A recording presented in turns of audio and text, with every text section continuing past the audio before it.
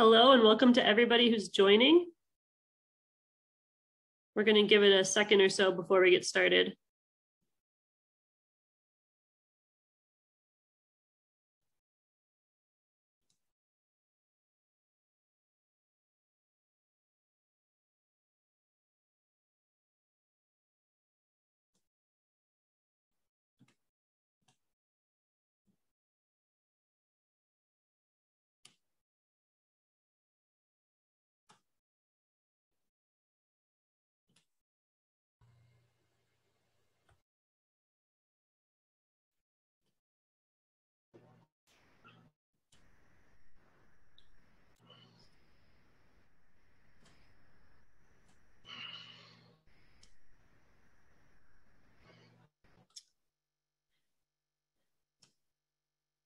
Hey everybody, just a few housekeeping notes before we get started.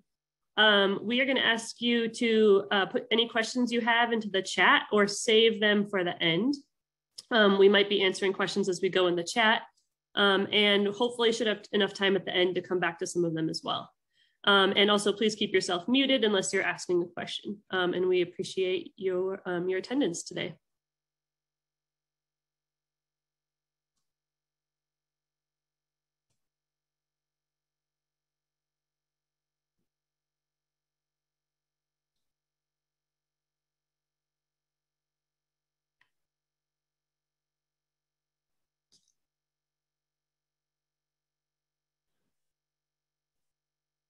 All right, Jess, I think perhaps we should go ahead and get started. Okay, great. Well, as I said, welcome everybody. Thank you so much for joining us to our webinar today. Today we'll be discussing a report that was published as part of a broader study here at NREL called the Storage Futures Study. I'm Jenny Jorgensen. I've been here with the National Renewable Energy Laboratory for about 9 years, and I'd also like to acknowledge the rest of my project team, who are shown on this slide, who have also contributed in various ways to this project. I'm going to start with a very broad overview of the Storage Futures Study itself before diving into the findings of this specific study. So if we want to move forward to the next slide. Okay. So the Storage Futures Study, as I mentioned, this is a multi-year ongoing study here at NREL that has been using many of NREL's sort of world-class tools and data sets to do a full fundamental analysis of the role that energy storage might play in maintaining a resilient and flexible electrical grid through the year 2050. So again, this was multi-year, multi-project, multi-data set. We had a number of publications published, which I'll show on the next slide. But our big key conclusion is that under all scenarios, we really anticipate dramatic growth in grid energy storage due to increasing cost competitiveness, which we'll talk about in more detail as we sort of proceed. So we can move on to the next slide. So as I mentioned, the Storage Futures Study, it's actually rapidly coming to a close. The report that I'm going to be discussing today was the 6th out of 7, the 7th being sort of a synthesis report that pulls together all the main findings of the previous 6 reports. And those are shown here along with their links, which can be accessed later. But today we're going to be discussing operational characteristics of energy storage. And I think with that, we can dive right in. Next slide. Great. Okay, so an earlier report in the Storage Futures Study used a national scale capacity expansion model called REEDS to look at the future evolution of the electricity grid. And specifically, the major results of that analysis really showed the growing cost competitiveness of energy storage. So here, we on the left-hand side here, we see the breakdown of storage deployment between now and 2050 for one of the central scenarios from that study. So this is the reference case, which sort of takes a midline trajectory of assumptions for capital costs for various technologies, including storage, natural gas, and renewable energy technologies. So basically what this plot shows is, starting on the far side in 2020, most of our existing grid scale energy storage is pumped hydro. And you can see how, at least for this reference case, that evolves over time. Perhaps slower growth in the coming decade, and then a lot of growth in the sort of lower durations of battery storage between 2 and 4 hours. And then as the decades progress, more growth in the rest of the categories, the rest of the technologies as well. I would like to emphasize that this is for the entire conterminous US. That was the geographic footprint of that analysis. And we only considered deployment of up to 10-hour duration of storage. On the right-hand side, we see a whole host of scenarios that were considered as part of that study that sort of indicate a very wide range in possible storage, installed storage capacity numbers by 2050. So the range is driven by a lot of factors. That includes, of course, storage capital cost trajectory, but also natural gas price assumptions, renewable energy cost trajectories. Even the most sort of pessimistic case for battery cost trajectories ends up with over 100 gigawatts of new capacity in the US by 2050. So of course, that's a 5-fold increase of storage compared to today. And it's important to note that that significant deployment still occurs even without any additional new carbon policies or national RE targets, which really, again, speaks to its evolving cost competitiveness. So a key takeaway from this report is storage is likely coming for grid scale applications. Just next slide. But of course, questions about how those futures might look still remain. So in this particular analysis, we set out to answer questions about the hour-by-hour operation of such high storage systems. First and foremost, when capacity expansion models such as REEDs envision those kinds of high storage and often high renewable systems, they have to make simplifications about grid operations in order to remain tractable. So very simply, did REEDs do a good job of representing the grid operations, and will these systems effectively balance on an hour-by-hour basis? So relatedly, if they do work, how does storage operate or dispatch on a daily basis? Does that look different across different scenarios or in different years? How does storage interact with other technologies on the grid, such as wind and solar, or existing thermal generators, or even transmission? So we set out to analyze those more detailed questions. If we want to move to the next slide. Obviously, we can get a lot of insight from just the REEDs modeling, as we showed on an earlier slide. But given the complexity of the power system, we can't do it all with just one single bulk power system model. So to that end, for this analysis, we employed 2 different models in what's becoming a familiar combination, where we first use REEDs to identify those least cost investment pathways. So that's the build out of the generator and transmission system. And then take those results from REEDs, put them directly into a more detailed production cost model, which is able to simulate hour-by-hour unit commitment and economic dispatch, in this case called Plexos. So we can use Plexos to look at the chronological operation of those systems between the present day and the evolution of the system out through 2050. So the results of Plexos can be used to evaluate whether the future projected systems can balance on that hourly basis without any major challenges, and then provide additional insight beyond REEDs, which we'll get into later. Next slide. So this analysis focuses on 5 key scenarios from REEDs. As you saw from the earlier slide, dozens of scenarios were actually run through REEDs. But since Plexos is a more detailed model, we had to slightly limit the number of scenarios that we could push through. So this plot shows how the system changed. And again, we're looking at the entire conterminous US, changed between now, 2020 on the left side, out through 2050 across these 5 scenarios. So the first scenario on the left, called the reference scenario, This scenario follows midline assumptions for cost and technology evolution.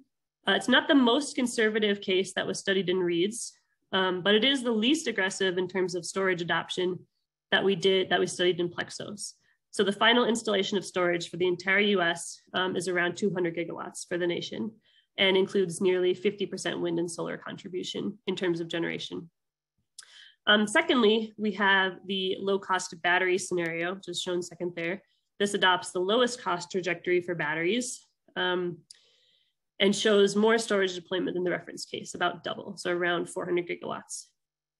Thirdly, the low cost PV scenario adopts the lowest cost trajectory for PV, resulting in higher PV generation than both of the previous two scenarios, and about 300 gigawatts of storage, which falls roughly in between the two.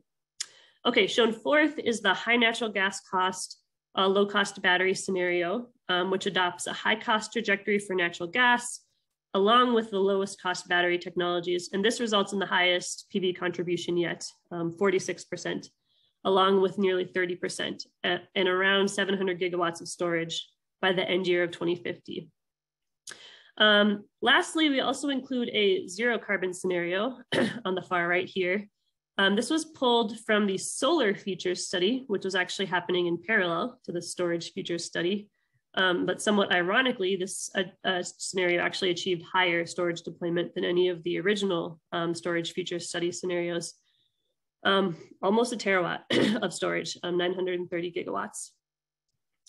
So this has a slightly lower PV contribution than the one right next to it, the high natural gas cost, low cost battery, but ends up with over 70% total variable generation, which is the sum of wind and solar. So obviously a very dramatic evolution from 2020 compared to our 2050 scenarios. But this just gives you an idea of the range of scenarios that we considered for this analysis. So we pulled each of those decades, ran them for 1 year at an hourly resolution through Plexos, which brings us to the results on the next slide. Okay, so our first major conclusion, as I talked about before, the REEDS capacity expansion model created these scenarios, made a number of key improvements to better consider storage and its role and value to the grid as part of this study. But again, in order to maintain tractability, it still has to omit certain deep details about operations, such as unit commitment, which includes minimum generation constraints and that kind of thing. So one of the very first things that we look for is in our second modeling step using Plexos, was whether the load balanced successfully on an hour by hour basis. And promisingly, all of these scenarios that we considered, which had high storage and often high variable generation as well, indicated no unserved energy. So that means that Plexos found a way to fully balance on an hourly basis the demand and generation with limited reserves violations as well. So of course, that's a promising check mark that REEDS is correctly characterizing chronological operation in all of these various grid mixes. Obviously, more depth modeling would be required if we wanted to draw conclusions about sub-hourly load balancing or resource adequacy under various meteorological conditions beyond the 1 year. But it's still a good thing. So especially since, as we can see on this plot, the net load shape undergoes dramatic change across the decades. So if we look at the top panel of this plot, we see the average daily net load profile across the US. So that's total demand minus contribution from wind and solar. We can see in the near term, or closer to today, we see a well-known load shape. Typically the lowest loads are in the evening in all seasons, peaking overall in the summer. Even by 2030, with already a substantial PV deployment, we can already see that the periods of lowest net load are now occurring during the middle of the day in all seasons. So this is, of course, the duck curve, which only continues to get more ducky across the other decades as well, into 2040 and 2050. And I should note that this is our high natural gas cost, low cost battery scenario that actually has the highest PV contribution. So the most duck-like net load shape out of all the scenarios. So no concerns from balancing the load on an hourly standpoint. But what else can we learn from the Plexos modeling? If we move to the next slide, another key conclusion that we find is, unsurprisingly, storage plays a big role in the operation of these scenarios. So to elucidate this a little bit, there are two main reasons why storage might be deployed in the capacity expansion model. There are obviously more than two reasons, but these are the big two. The first reason would be as an energy shifting resource. So diurnally cycled storage is performing energy arbitrage, buying electricity when it's low, selling when it's high. And especially with increasing amounts of low marginal cost resources to charge on, such as solar PV, and as battery costs drop as well, more energy shifting opportunities become economical. The second reason is as a capacity resource. So energy storage is a dependable resource to help meet times of peak net demand. So first of all, the first thing that I noted, which was its role as an energy shifter, we understand that storage is not actually a generator. It requires energy to generate and has charging losses. So it is a consumer, but we can still calculate sort of more traditional metrics of operation, such as the capacity factor. So on this plot, we show that annualized capacity factor, which is a measurement of the installed capacity that's being used to generate, again, over the course of the year. But because of storage requirements to charge, its capacity factor is inherently limited. For every hour that it's generating, it has to spend more than an hour charging.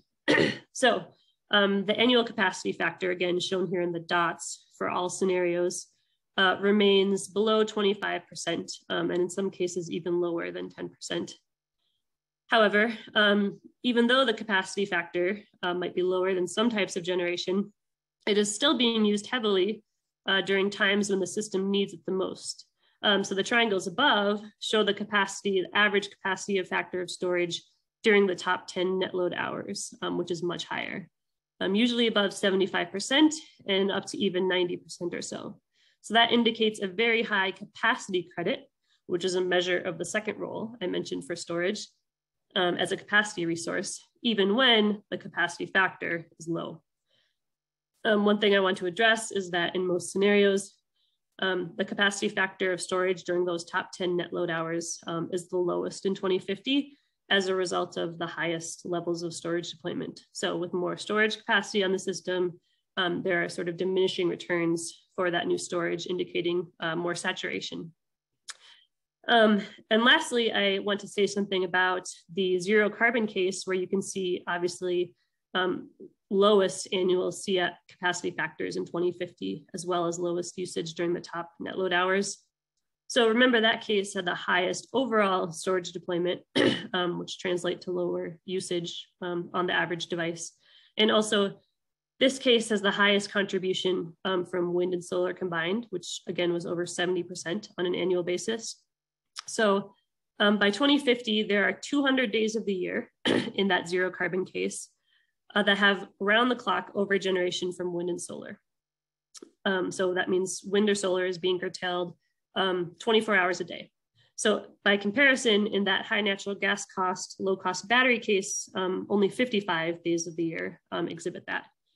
So on days with round the clock curtailment, there's really nothing for storage to do, the average storage device to do once it's fully charged, except sit and wait for those conditions to end. So that reduces the average capacity factor a bit, as you can see.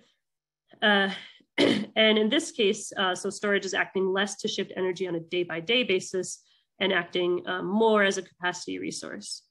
So similar to a gas-fired peaking plant that might have a really low capacity factor, the storage plants, sort of rarely run, indicated by their low capacity factor.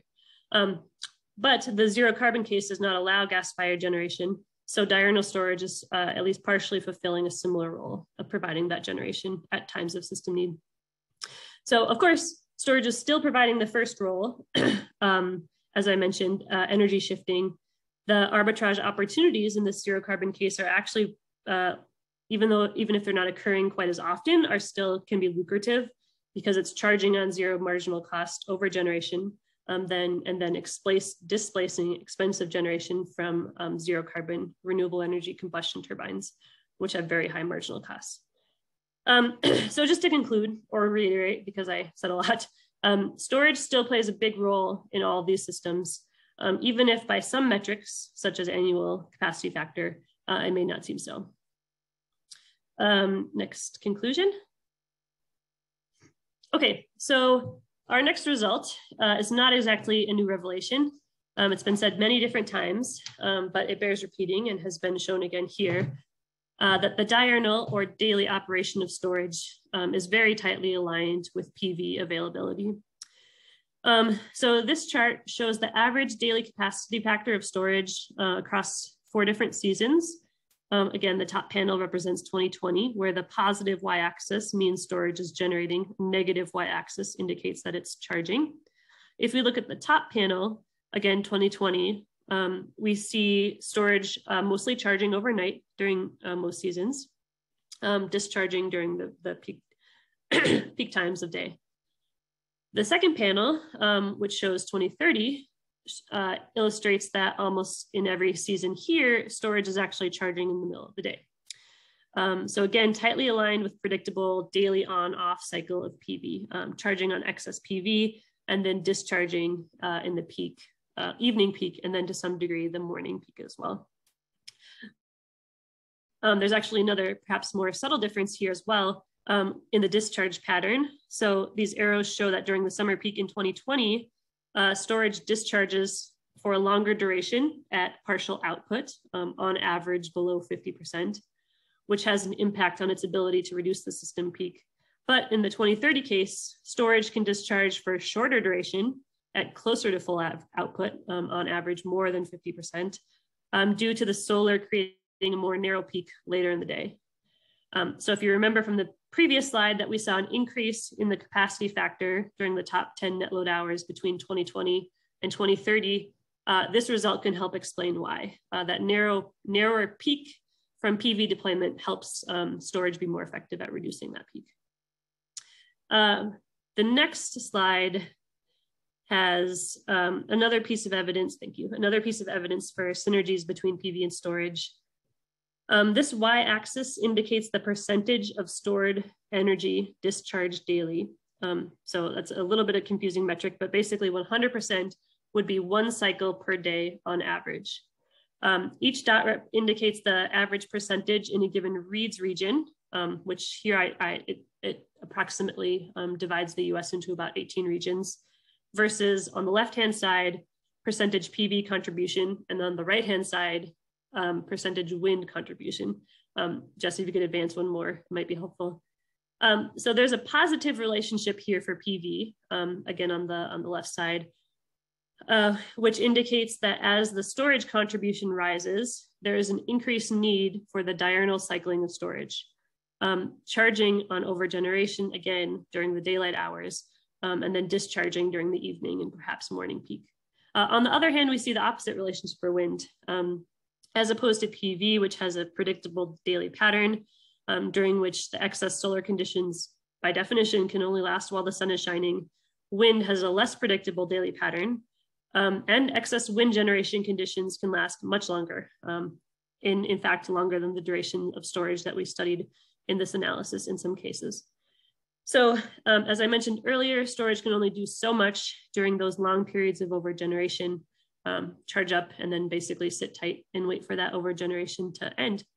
So that lowers the average diurnal capacity used, which is kind of a little bit illustrated with this negative relationship. Okay, next slide. So for the next 2 findings, I'm going to introduce a sense of sensitivities that we ran, starting with the high natural gas cost, low cost of battery case for the year 2050. So we started with the quote optimal amount of storage that reads deployed. And then we varied the storage deployment between 80% and 120% of that original amount. So that allows us to observe the marginal impact of storage on the grid and help us better understand its role. So as an example, consider 4 days in the spring of 2050, which is shown on this dispatch plot here. So again, this plot shows the how various generation resources stack up to add to the total load. As again, this is 2050, there's a lot of solar in the midday. That's the shades of yellow color. There's a lot of wind throughout the day as well. That's the blue color. And then storage in pink, which is sort of filling out the rest of the load during non-solar hours. So before the sun rises and after the sun sets. So you can see storage charging on that extra solar generation in the middle of the day, which is pushing that load line upward. So again, this is a very high VG case. This is a very high VG time of year as well, the spring. So we see how this system operates as largely solar, wind, and storage based. So if we consider our sensitivities, if we advance one slide, when we increase the amount of storage to 120% of the REID's deployed capacity, we can see that even more PV generation in the middle of the day is being used to charge storage. So we see this kind of sliver of gray at the top, which gets smaller as we add more storage, and that storage is able to take advantage of more of that otherwise curtailed PV generation. So of course, and we can also see that there's also a small sliver of purple near the bottom plot. It's easier to see on the 80% storage case, but that small sliver of gas generation is what is being displaced by that extra storage. So you can see that that small sliver of purple gets even smaller across these scenarios. So that just gives us some insight into what that marginal storage is doing. It is, not surprisingly, and as I've mentioned a lot of times before, charging on extra PV and then discharging to avoid the most expensive form of generation, in this case, a small amount of natural gas combined cycle. So again, this 120% case is counterfactual. Obviously, adding that extra storage would incur extra capital costs as well, but they can still illustrate important things about that role of storage. As another example, if we move to the next slide, we can see how storage impacts the thermal generator fleet as well. So for these scenarios, as you remember, by 2050, the system is made out of mostly storage and variable generation, but there's still some biomass, coal, and natural gas-fired generators as well. So this plot shows the average number of generator starts by category across the footprint, which is the US, on an average day. So the reference case on the left, again, that one has more thermal fleet to begin with, because if you remember, it had slightly lower variable generation build out. But we see in, for example, the 80% storage case, which is the lightest yellow, over 400 natural gas combustion turbine starts per day, compared to the 120% storage case where we added a bunch of storage. That number reduces to around 80. On the right-hand side of this plot, we can see the high natural gas cost, low cost battery case. There's still a visible reduction in that same category, the natural gas combustion turbine, which reduces from around 50 starts per day to around 5, and a visible reduction in the combined cycle category as well. The next slide shows the same data normalized by plant size. So this shows the average number of gigawatt dash starts per day. So by this metric, there's still a dramatic reduction in the starts in both scenarios, particularly in these natural gas fired generators. So one substantial benefit of storage then lies in its ability to reduce those generator starts. Obviously, avoided startups reduces the overall cost of providing energy, but also, and maybe just as importantly, can have an impact on total emissions from the thermal fleet as well. So reducing generator starts is one way to reduce emissions of criteria pollutants that actually harms human health, such as nitrogen oxides and sulfur oxides, sulfur dioxide. And another important pollutant that we all know about is carbon dioxide. Storage can also have a measurable impact on CO2 emissions. So it's not shown on this plot, but we can see from the text that there is a reduction in CO2 emissions associated with marginal storage in these cases because of reduced overgeneration from zero carbon generation sources.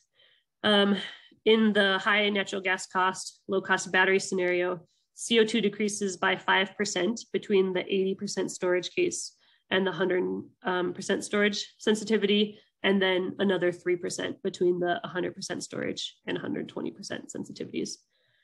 So this just speaks to another potential benefit of storage, not just in reducing costs, but also perhaps having a material impact on human health by reducing emissions. Definitely should be investigated further. So on the next slide, we have talked about the interaction between storage and variable generation, and between storage and the thermal fleet. But there's one other interaction that we analyzed, which is the impact of storage on transmission. So I'm going to use the same storage sensitivities from before to give insight into the potential interaction between transmission and storage. This plot shows the frequency of congestion, which we determined by adding up the percentage of hours of a year that a line is operating at its maximum thermal capacity. And then we can sum it up between regions. So this plot shows the metric between two sets of regions in the analysis. Two subsets of the Mid-Continent Independent System Operator, MISO, MISO West and MISO East. Again, these are just illustrative regions shown to prove my point. And then on the top panel, and then on the bottom panel, we have Northwest region to the footprint of the California Independent System Operator, CAISO regions. So what we see is that as storage increases on the system between 80% and 120%, congestion increases between the two MISO regions, but decreases between the Northwest region and CAISO. So for the next couple of slides, we're going to discuss why we see those two different trends, and dig into a little deeper why we might see the opposite impact between two regions. Okay, so first, thanks for advancing here. The bottom half of this, or the bottom half of that plot that I originally showed, shows how increasing storage results in a reduction of transmission congestion between the Northwest and California. If we consider the 100% storage sensitivity, again, our starting point, we notice that California is a net importer. So if we add up its annual generation sources, which are shown on this bar chart, they don't quite sum to California's total load, which is shown with the black line here. So on a net basis, California is importing either from or through the Northwest region. So if we can advance one more slide. To elucidate that a little bit more, we have a time series plot of the flow between the Northwest and California. So for these 4 example days, this is an hourly time series that shows the flow from the Northwest to California. So we see a negative flow, that is flow from California to the Northwest during solar hours in the middle of the day. And then a quick turnaround in the other direction as CAISO imports from the Northwest during non-solar hours.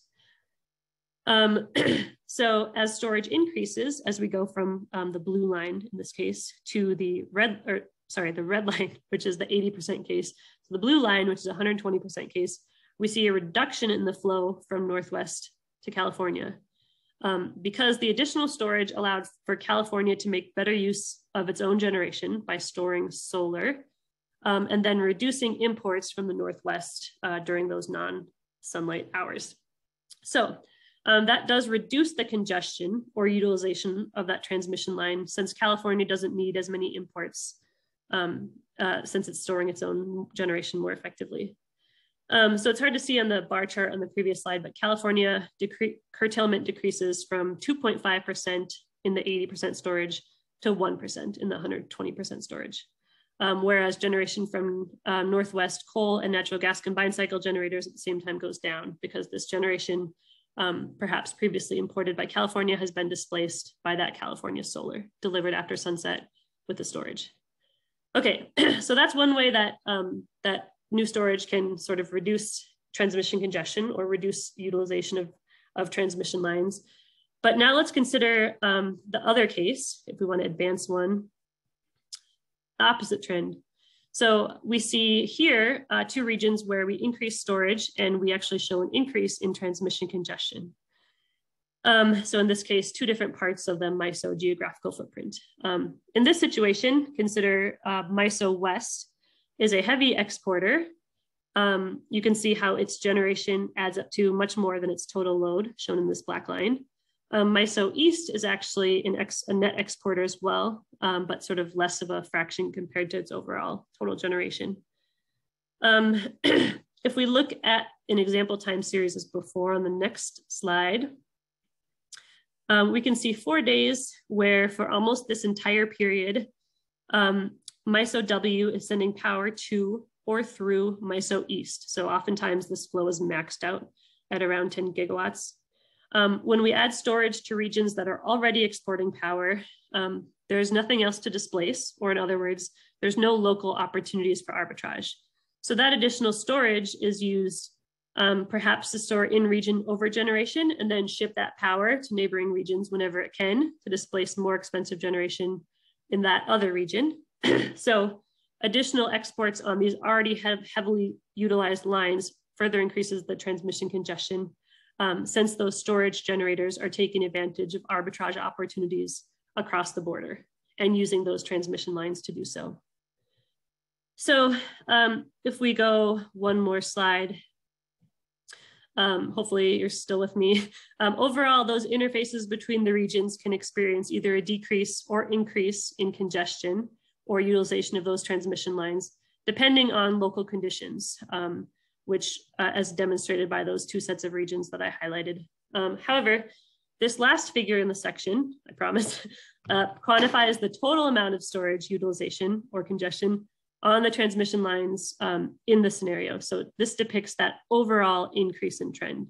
So that means for the second condition that we walked through, in which stored energy is being used to do arbitrage sort of across boundaries, making use of transmission lines to do so, results in an overall increase. That scenario is more common on the whole, which is why we see overall this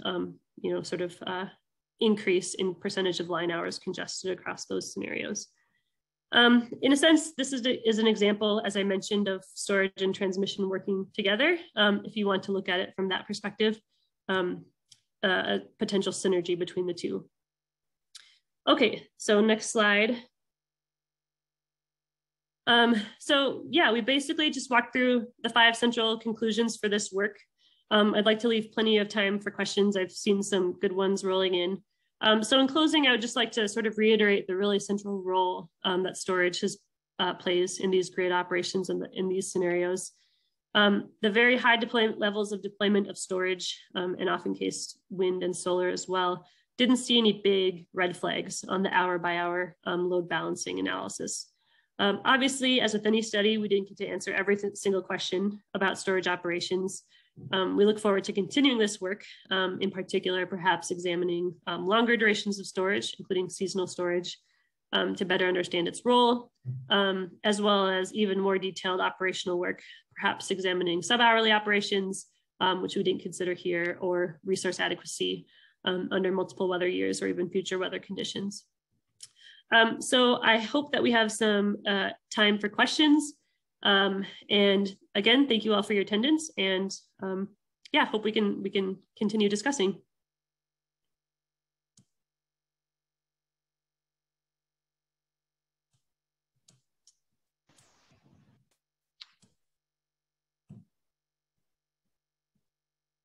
Hi, Jenny. Can you hear me? This is Nate. Oh, hey, Nate. Great. Hi. Are you gonna do you want to moderate this? I don't need to moderate, but I did want to say that there were a number of questions in the chat, and so if people have, I think we've answered a number of them. Great. Some questions about maybe how on the operation side we have different durations, and I just wanted to confirm that Plexus is operating each of those different duration resources separately, but in an optimum fashion. Yep, that's right.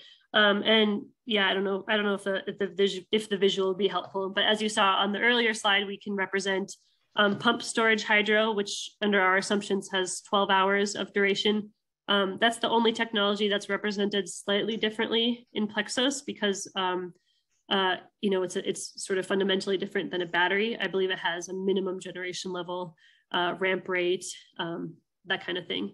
Whereas batteries mostly look the same, except for obviously the longer duration batteries would have sort of a larger storage to take advantage of.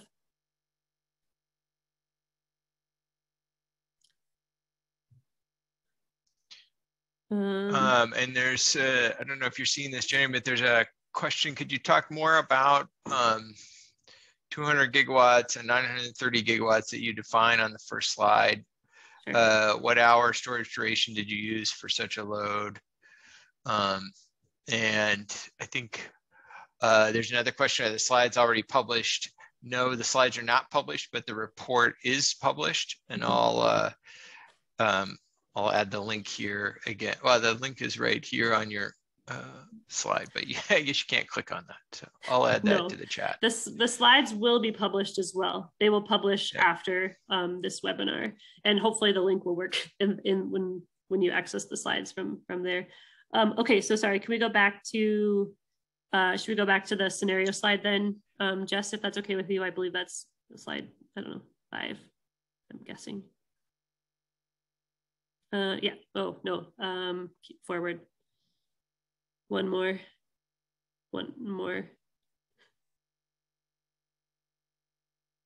So, oh, I'm sorry, I meant, yeah, the other direction. Sorry, Jess. A few more slides. Forward or backward, Jenny? Forward as in higher numbers. Yes, I think 2 more. Yes, this is it. Okay, so what was the question now about scenarios? What hour duration did you use for such a load? So I think it's a mix of durations, and so it's again that question. Yes, so that's a good point. This is all storage is lumped together into the purple color here. So the numbers that I said, 200 gigawatts total, 930 gigawatts total, that includes existing storage, which is obviously, somewhat minimal, and then the new deployments from reads, which could be in any number of configurations between 2 and 10 hour of duration. And on an earlier slide, I don't know if we have to go back, but that's where we actually show the breakdown by scenario and by duration. And we also show that in more detail in the report as well. But right here, you're right, it's all summed together. And we also have, this is just sort of general, but in the appendix of the report, we have, kind of the average duration of storage that was built. And generally in these scenarios with higher amounts of variable generation, and in the zero carbon case, on average has higher duration storage deployed, if that makes sense. So it prioritized the longer durations, especially in those later years as that storage becomes more cost competitive.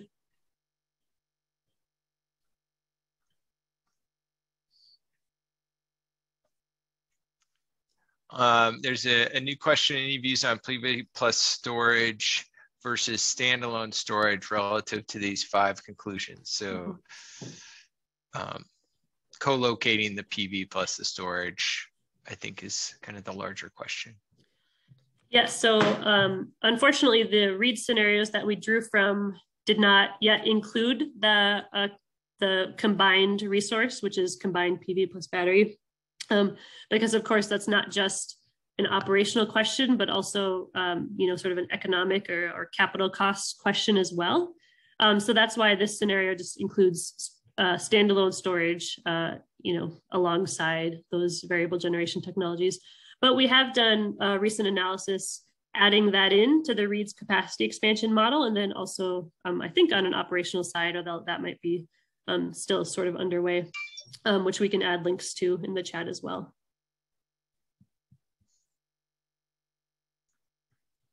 There's a question, is all the storage front of the meter? And I think in this analysis or in this presentation, the answer is yes, but I would say that in the larger storage features study set of reports, we also did a distributed PV plus storage adoption report and looked at a variety of factors influencing behind the meter adoption of storage, usually, or at least in our study, always in conjunction with PV, and the bulk of distributed storage is associated with PV currently.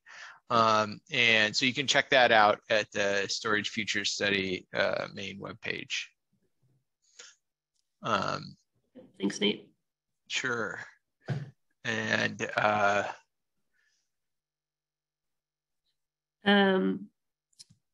so I see another question that talks about sort of longer duration storage in the mix for zero carbon scenarios, or it says up to 10 hours. So I think it is it's worth mentioning that this zero carbon scenario, so again, there was no, I said early on in the analysis that we were only considering storage up to 10 hours of duration. But in this zero carbon scenario, you can see that there is some utilization of this RE fueled combustion turbine, which is this green color. So you can see in installed capacity, it's a significant fraction of the total installed capacity. It's not obviously the same, it may or may not be the same thing as seasonal storage, but that is the case where you are somehow renewably deriving your fuel and then being able to burn it in something similar to a combustion turbine. Which isn't a perfect answer for your question. Maybe if Paul's on, he can jump in with that as well.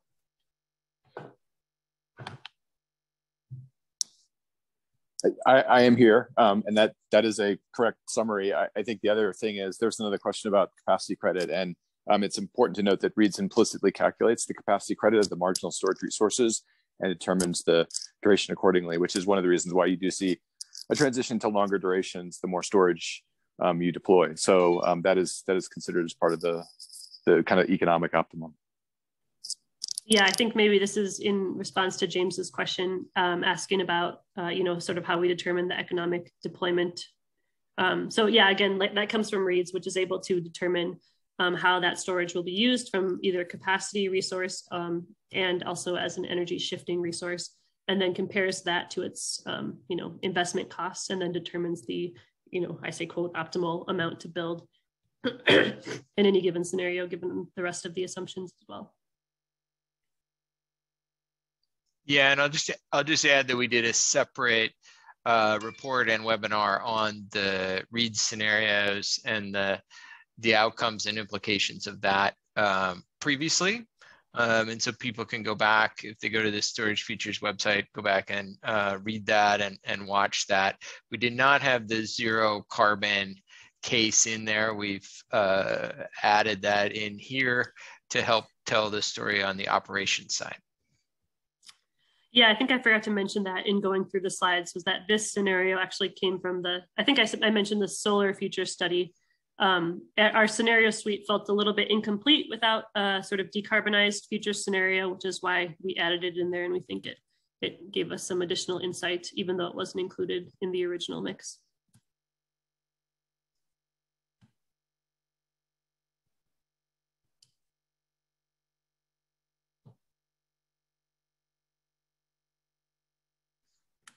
And Paul, did you wanted to maybe make a comment on congestion?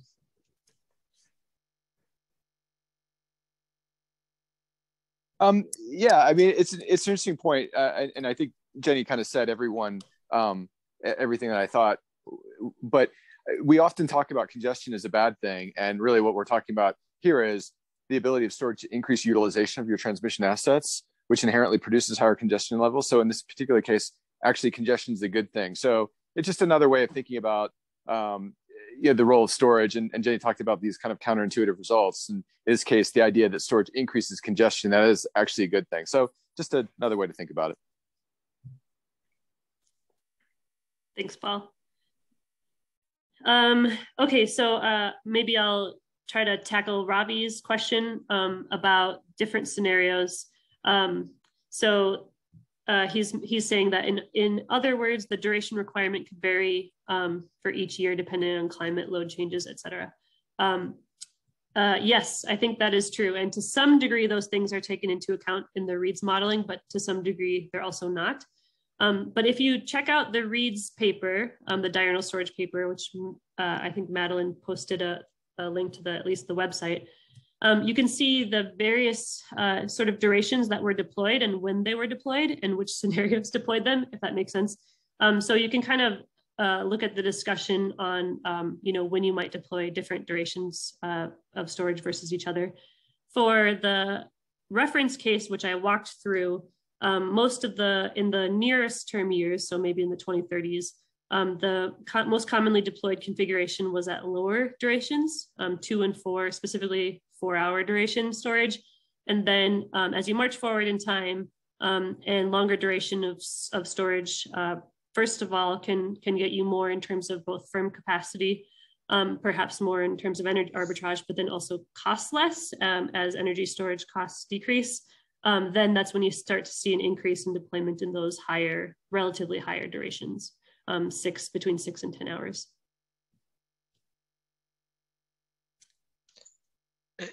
Thank you, Jenny. And there's a question about accounting for embedded product energy as storage for industrial processes as opposed to the battery in future scenarios. And I would just say for this study, we were focused pretty much on the electric generation side and did not explore a lot on the load side and the load thermal storage and embedded storage. However, I would say that there are other studies either in process or being developed that will continue to look at the interactions between those effects as well. So, and some of the technologies on that front are being explored and developed at NREL also. And I also see one comment from Mikhail, who's asking for another webinar. And I don't know if it will completely address his interests, but on the very last slide, I noted that there will probably be one final storage future study webinar that pulls together all the findings of this report, Mikhail. And so that would probably cover best economic cases and definitely dive further into this topic, but also from, high level, considering all of the storage future studies reports and not just one. I see another question from Natalie about the capacity factor in the top 10 net load hours. Yeah, so that particular plot is just averaged over every single storage. I did have plots that have had it broken down by duration, which I probably can share. I think I might have taken them out of the report because they were, sort of a meal to digest why you might see various trends across duration. And so, Natalie, if you're interested in that, you can send me a note to follow up, and I can see what I can find for you.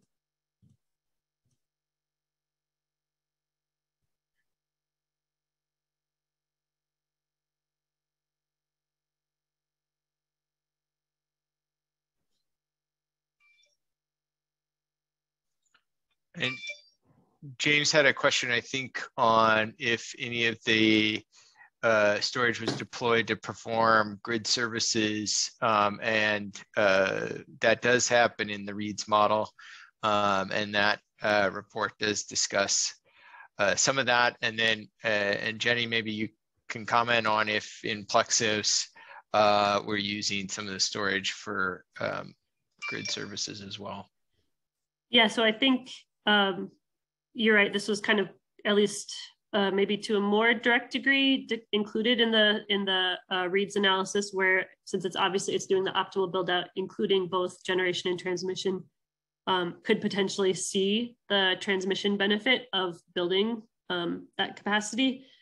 So I think the interaction here that we have, at least on the operational side, looked at between transmission and storage definitely merits some further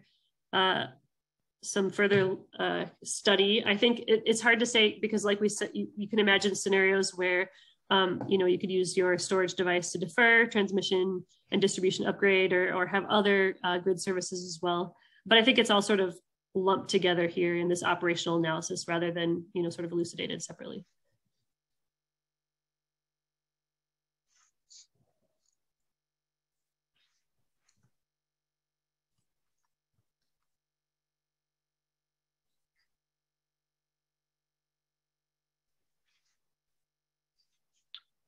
And to reply to Don's comment, I do think with the diurnal report, we have included some of the data for each of the scenarios. So we have some of that duration and power by scenario. So you can go look for that. If you can't find it, we can help you. Great. I think, Jenny, we're just about out of time. I don't know if you or Paul have any closing comments or if there's any last minute questions, but I think otherwise, I think it went very well. Great. Yeah, and we're happy to follow up either by email and like I mentioned, keep an eye out for, our final synthesis report, as well as another webinar similar to this in the coming months, weeks, perhaps. I'm not exactly sure. Soon. Let's call it weeks. We'll call it weeks. Okay. Hold your feet to the fire. Yep. Okay. Thank you all. And yes, and please check back on the website. I think that's where the recording will be added, as well as a link to the slides, which will be available after. Thanks again for coming. Yeah. It usually takes a day or two, so right. Check back at the end of the week. Thank you.